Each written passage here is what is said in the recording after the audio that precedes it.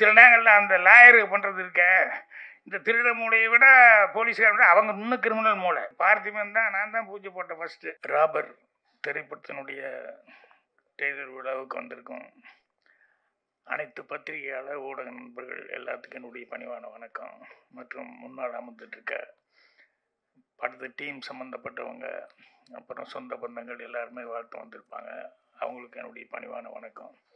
அப்புறம் மேலே இருக்கிற என்னுடைய திரையுலகை சேர்ந்த அனைத்து மரியாதைக்குரியவர்களுக்கும் என்னுடைய பணிவான வணக்கத்தை தெரிவிச்சுக்கிறேன். முதல்ல சக்தி ஃபிலிம் ஃபேக்ட்ரி அவருக்கு தான் நன்றி சொல்லணும். ஏன்னா படம் எடுக்கிறது பெருசு இல்லை, அந்த படத்தை வந்து வெளியே கொண்டு வர்றதுக்கு ஒரு பேக் போன் மாதிரி இருந்து சப்போர்ட் பண்ணோம். ஸோ அவர் இந்த படத்துக்கு அதை செஞ்சுருக்காரு. ஸோ முதல் தயாரிப்பாளருக்கு அவர் இந்த அளவுக்கு செஞ்சது எனக்கு ரொம்ப சந்தோஷமாக இருக்குது. அவருக்கு நன்றி தெரிவிச்சுக்கிறேன். என்னை விட சாந்தனுக்கு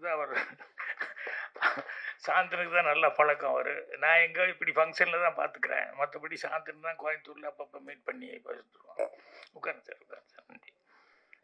அதுக்கப்புறம் கவிதையிலேருந்து தான் ஆரம்பிக்கணும்.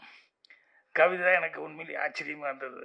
என்னென்னா அவர் தமிழ் வந்து நான் எப்போவுமே ரொம்ப ரசித்து கவிதை எப்போ தொகுத்து உலகனாலும் அதை சொல்லிக்கிட்டே இருப்பேன். எல்லா இதுலேயும் நம்மக்கிட்ட இல்லாத ஒன்று ரொம்ப சிறப்பாக அவங்க பேசுகிறாங்க, அவளுக்கு இலக்கணம் சுத்தமாக தமிழை வந்து உச்சரிக்கிறாங்களே அப்படின்னு சொல்லிட்டு.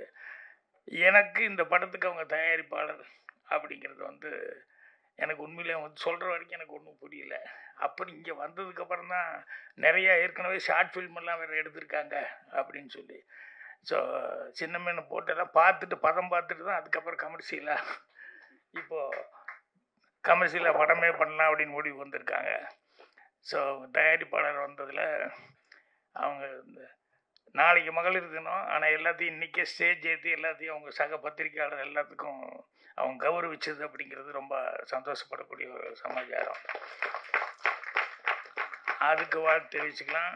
அப்புறம் மூத்த பத்திரிகையாளர் ஆனால் எனக்கு வந்து ரொம்ப பாசத்தோடு நட்பாக பழகிற செல்வம் சார், அவரை வந்து இது ஃபஸ்ட் டைம் வந்து பிஆர்ஓ அப்படின்னு சொல்லியிருக்காங்க. அது எனக்கு ரொம்ப மனசுக்கு நிறைவாக இருந்தது. அதே மாதிரி வந்து அவங்க பேசும்போது சொன்னாங்க, நல்லா பேசுவாங்க. நல்லா பேசும்போது சொன்னாங்க, பாக்யராஜ் சார் அப்படின்னா அது ஃபைட்டுக்கு போகக்கூடாது, நீங்கள் டான்ஸ் நினச்சிட்டு போகக்கூடாது, நீங்கள் நடிப்பு நினச்சிட்டு போகக்கூடாது நீங்கள் அப்படின்ட்டு ஒன்லி கதை தான் அப்படின்னா இது எல்லாமே ஒரு மைனஸு அப்படிங்கிறத சொல்லாமல் சொல்லி கதையை மட்டுமே நினச்சிட்டு வாங்க அப்படின்னு சொல்லி எனக்கு பிரமாமா ஒரு வாழ்த்துப்படுற மாதிரி வாய்ச்சாங்க.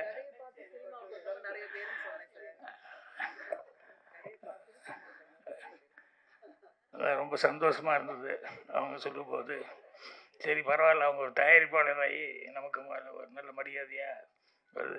அப்புறம் இவ்வளோ நேரம் வரைக்கும் இந்த ஃபங்க்ஷன் போகும்னு நான் நினைக்கல. ஏன்னா அவங்க 3 மணிக்கே அதே கஷ்டம், தேட்டர் கிடைக்காது, அடுத்தடுத்து புக் பண்ணியிருக்காங்க அப்படின்னா. அப்புறம் நானும் பார்த்துக்கிட்டே இருக்கிறேன், எப்படா இன்னும் அடுத்தது யாரோ கூப்பிடுவாங்களே, லைட் ஆஃப் பண்ணுறது அது இதெல்லாம் நடக்க, அடுத்த ஆளு வேறு வந்து உள்ளே வந்துடுவாங்களே அப்படின்னு சொல்லிட்டு அது அப்படியே போயிட்டே இருந்து. சரி பரவாயில்ல, ஏதோ கேட்டு வாங்கிட்டாங்க போலுக்கு சந்தர்ப்பம் அப்படின்னு சொல்லிட்டு.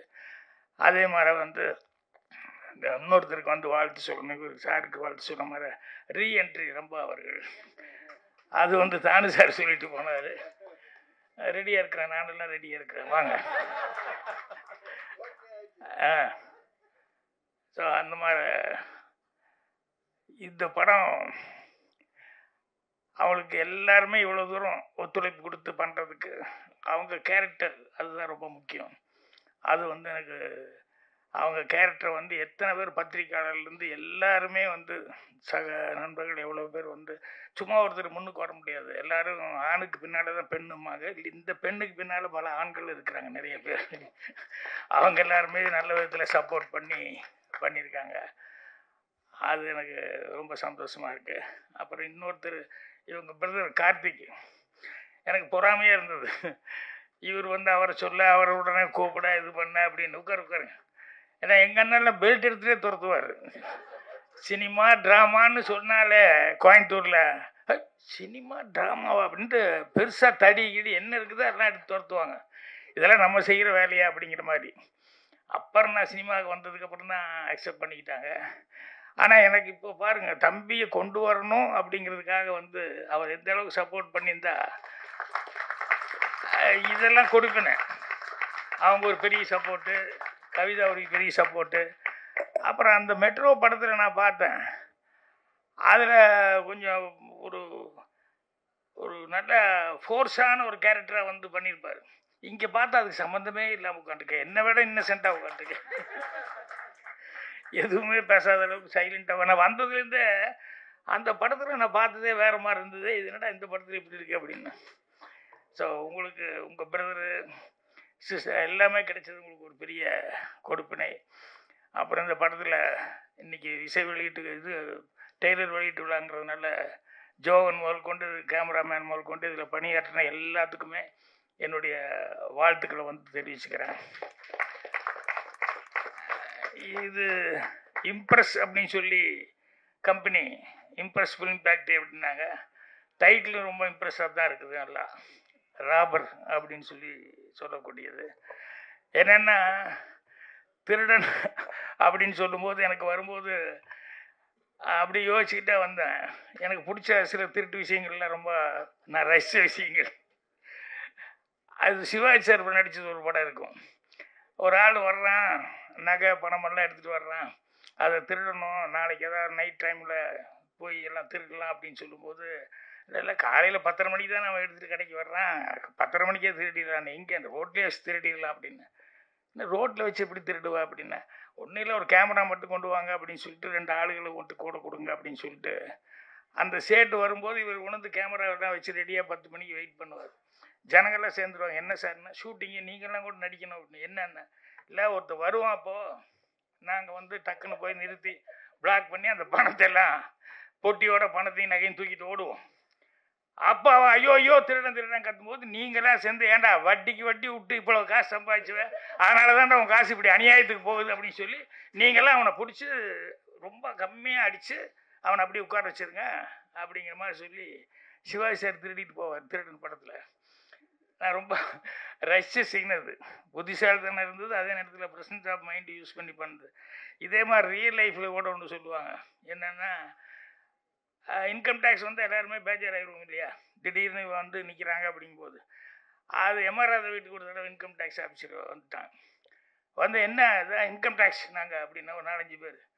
உடனே எம்ஆர்ஆர் வெளியே வந்து ஐயோ ஐயோன்னு கத்தினார். வீதியில் எல்லாம் எம்ஆர்ஆர் ரோட்டில் வந்து ஐயோன்னு கத்தி, என் வீட்டுக்குள்ளே திருடம் வந்துட்டு என்னை கத்தியை காமிட்டு மிரட்டுறான், நீங்கள் தான் காப்பாற்றணும் ஜனங்க நம்ம எம்ஆர்ஆர் வீட்டில் உடனே எல்லாம் பூந்து அடி.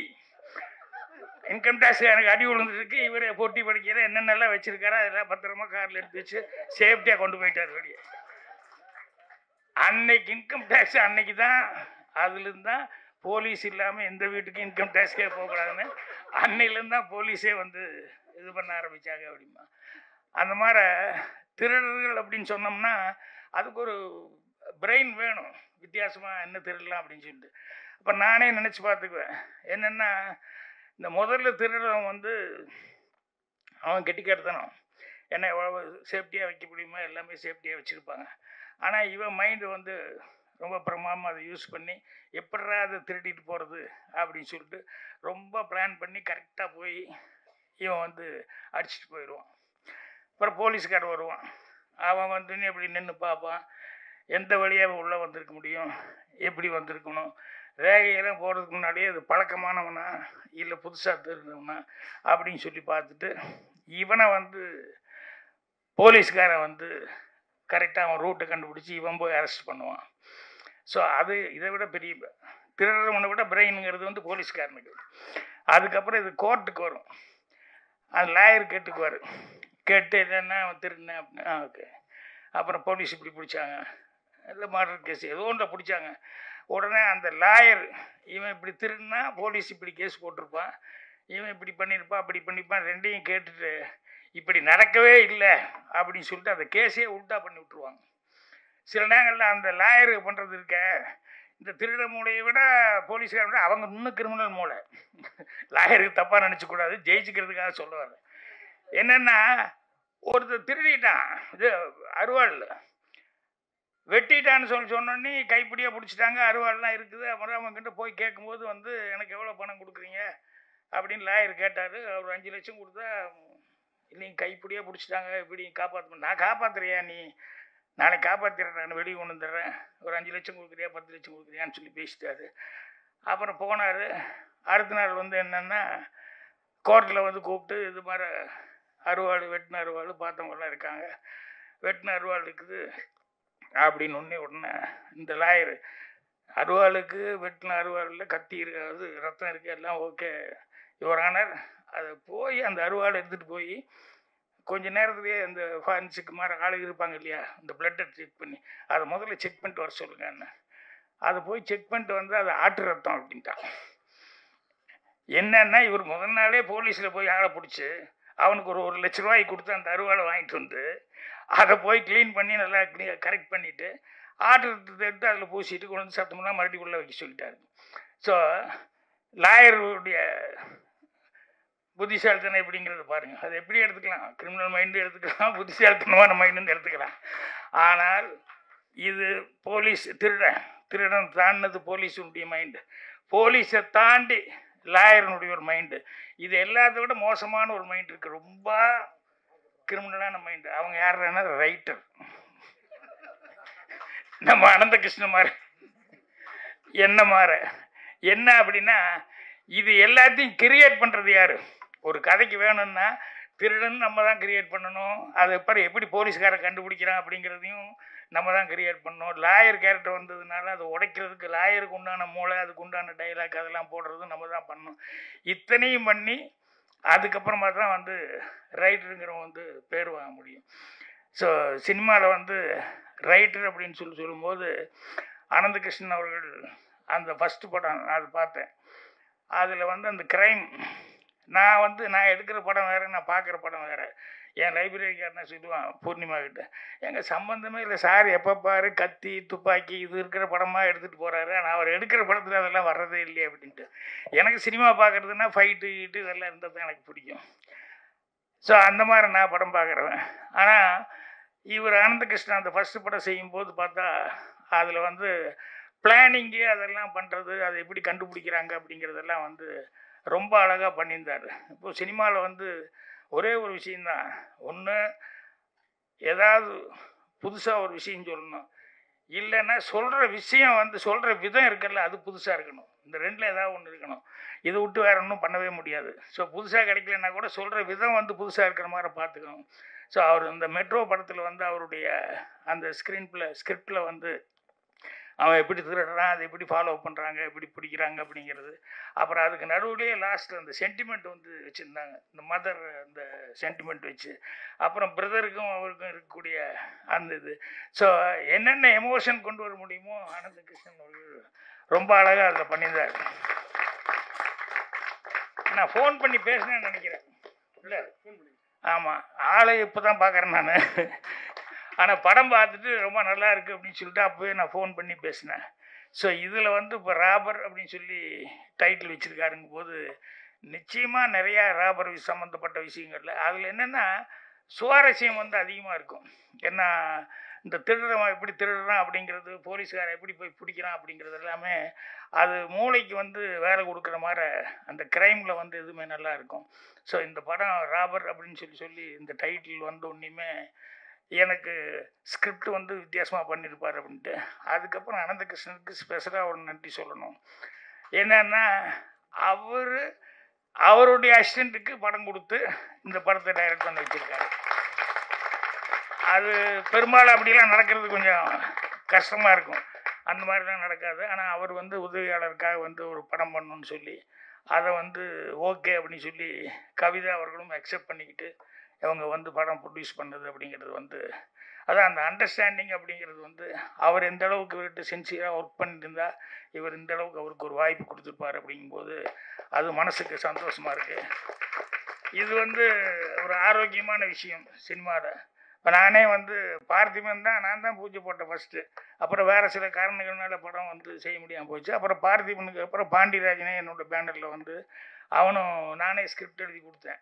ஒரு 2-3 படம் பார்த்திபன், தாய் குடமே கபடி இதெல்லாம் வந்து எப்போ சும்மா இருக்கும்போது யோசிச்சு வைப்போம்.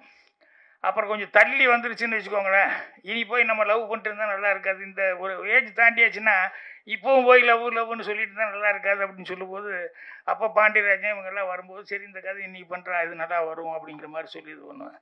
ஸோ அந்த மாதிரி அசிஸ்டண்ட்டுகளுக்குள்ள ஒரு நல்ல அண்டர்ஸ்டாண்டிங் அப்படிங்கிறது வந்து இருக்கணும் டைரக்டருக்கு அசிஸ்டண்ட்டுக்குள்ள.